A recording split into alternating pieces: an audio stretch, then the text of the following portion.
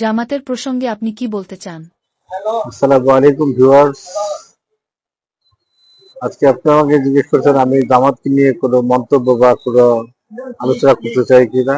অবশ্যই আমি জামাতকে নিয়ে কিছু কথা বলতে চাই। এর আগে একটা ভিডিওতে জামাত জামাতের একজন কর্মী আমির হামজা সাহেবকে নিয়ে আমি কিছু কথা বলেছি। আমার অনেক রাগ এবং ক্ষোভ থেকে কথাগুলো বলেছি। তা আজকে আমি জামাতকে নিয়ে যে কথাগুলো বলবো, জামাত আমাদের অনেক পুরনো সঙ্গী। তারা আমাদের সাথে কয়েকবার নির্বাচনে জোট করেছে, আন্দোলনের জোটে ছিল।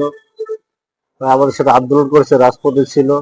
এবং আপনার আপনারা জানেন 2001 সালে জামাত নির্বাচনে জোটের মাধ্যমে আমরা ক্ষমতায় আসি। সেক্ষেত্রে জামাতকেও বিএনপি অনেক অপরচুনিটি দিয়েছে। তাদের অনেক সংসদ সদস্য নির্বাচিত হয়ে সংসদে গিয়েছে, তারা মন্ত্রিত্ব লাভ করেছেন।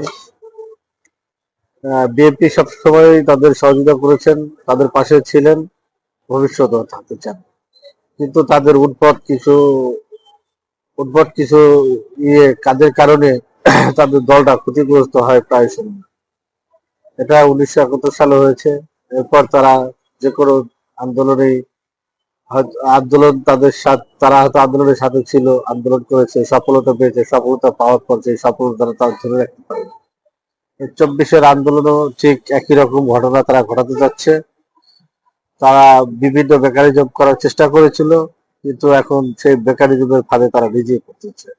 আমি বলতেছি, রাজনৈতিক আপনারা সঠিক সিদ্ধান্ত নেন, সঠিক রাজনীতি করার চেষ্টা করুন।